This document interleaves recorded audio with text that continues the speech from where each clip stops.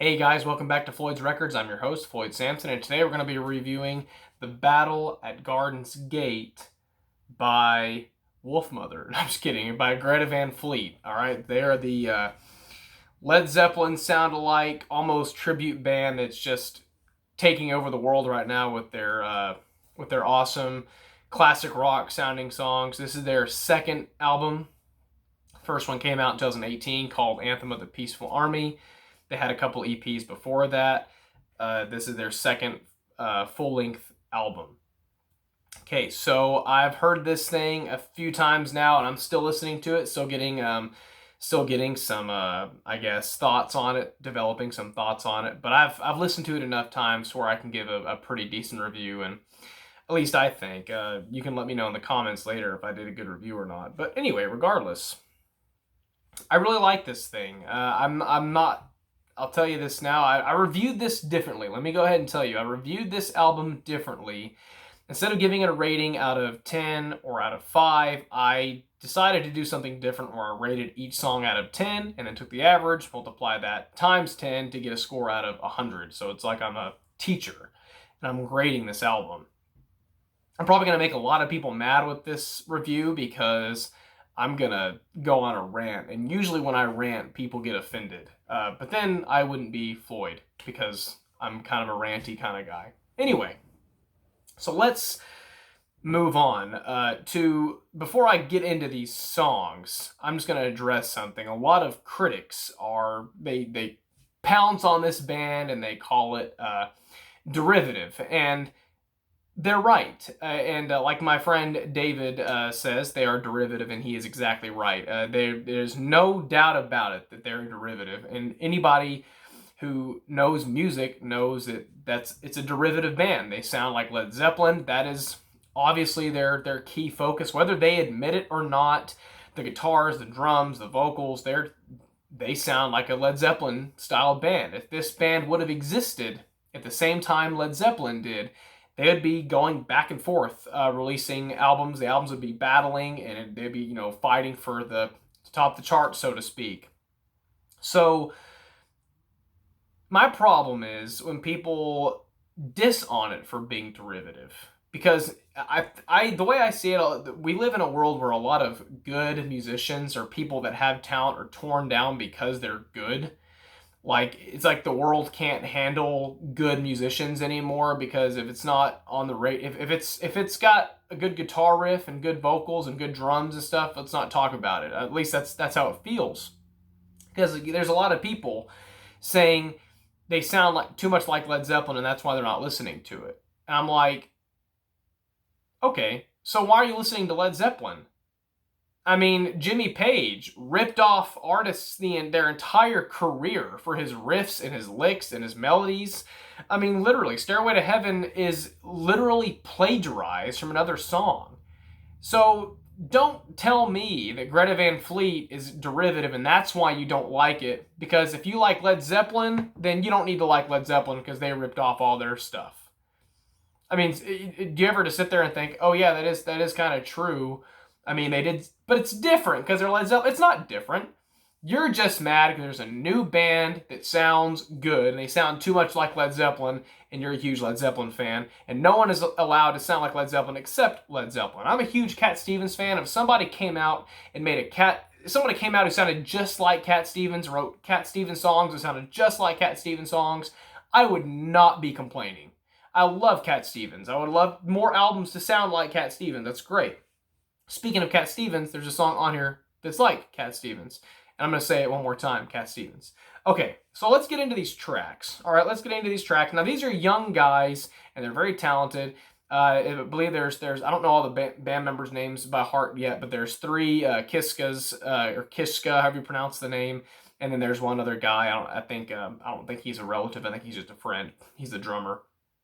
If I'm correct, I forget. Again, I'm still learning their names. But I'm going to go track by track, and I'm going to give you in my opinion, a decent review of the album. And if you can review this review if you want to. Let's start off with Heat Above. Okay, Heat Above is track 1. I'm going to give this song a 10 out of 10. This is probably the best song on the album, if not one of the best. or it's if not the best, it's probably one of the best. Very Peace Train, Cat Stevens like guitars, over the hills and far away type of sound. Great chorus, beautiful way to start off the album. Next track, My Way Soon, is track 2. I gave this thing a 4 out of 10. It sounds like a generic rock song to me. There's really nothing going on. I've heard it several times, and every time I hear it, I wait for something to happen, and nothing really does. It's hard for me to sing along to it, so no. Broken Bells is track 3. My second favorite song off the album. I give it a 9 out of 10. It's pretty much their version of Stairway to Heaven, and I'm okay with that. It's not. It's like a Stairway to Heaven-ish song without actually being Stairway to Heaven, and it sounds beautiful. The vocals, the guitars, the riffs, the drumming, the bass, everything on this album is good. The instrumentation is very good. If you disagree with that, I'm so sorry. The next track is Built by Nations. I give it a 7 out of 10.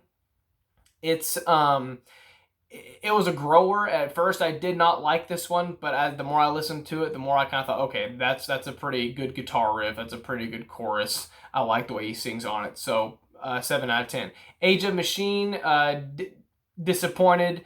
5 out of 10. I know it was like their first single they released, and it's supposed to be kind of a, I don't know, it's like a dramatic type of song, and it just doesn't seem dramatic to me. It just kind of gets boring after a while.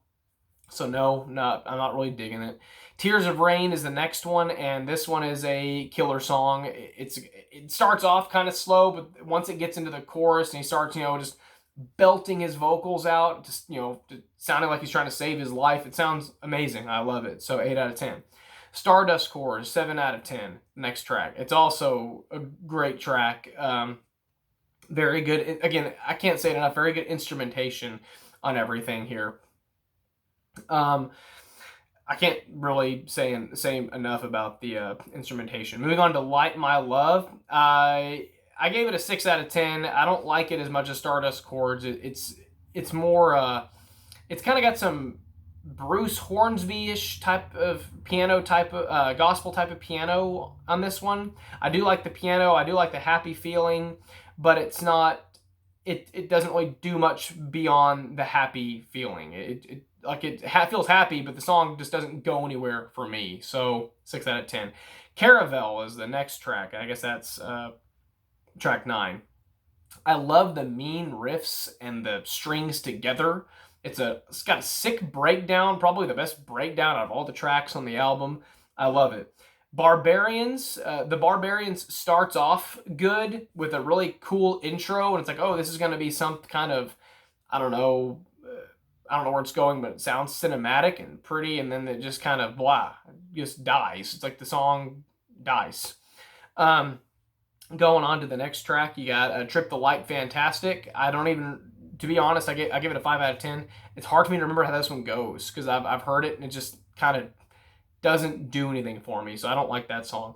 The Weight of Dreams, the very last track, is like a 9-minute epic. One of the best songs I have heard in a long time. One of the best rock songs I have heard in a long time. It's got an amazing guitar solo, amazing build-up. Once he starts going on that guitar, he does not stop, and it's just freaking beautiful. It's amazing. Fantastic way to end the album. So you got the album starts off really good with Heat Above, and it ends really good with The Weight of Dreams. But in the middle, there's kind of this not so good stuff going on. And I've realized after listening to it several times that the album is kind of in 4 sections. There's 4 sections of 3 songs each. And I've analyzed that in each section, the middle song, in my opinion, is the weakest. So the weakest songs are like My Way Soon, Age of Machine, Light My Love, and Trip the Light Fantastic. Those are all my least favorite songs, and they're all in the middle of trios. There's 4 sets of 3 songs. And anyway, so that's what my findings have been. The middle song of each of those trios is the worst. Now, here's the thing. I wrote here on part of my notes that most of the time the album has great choruses, and I applaud the band for reaching. I feel like they are really grabbing here, like they're going for something. It does need more rounding out. I think they are just getting started. Anthem of the Peaceful Army, the songs on there, the good songs on Anthem aren't as good as the good songs on here, but Anthem's more solid. This one gets wishy-washy. It's kind of like this. Wow, this is a really good song. Like you're on a road trip with your buddies on track 1, right? You're on Heat Above and you're driving. You're going to Colorado. You're heading for the mountains, and then track 2 is like all of a sudden you run over 100 dead deer, and your truck's just all kinds of jacked up. And then like, oh well, I get back on Broken Bells, and now we're on smooth sailing. We're on this ride. And you're smooth sailing again, and then another track comes along and you run over on another 100 dead deer and it jacks your truck up. That's kind of how the album feels to me. It's never just a constant flow. It's not consistent. I'm very disappointed in that fact. I feel like, oh, this is a good song, and the next song comes up and I'm like, well, I guess I can do something during this one.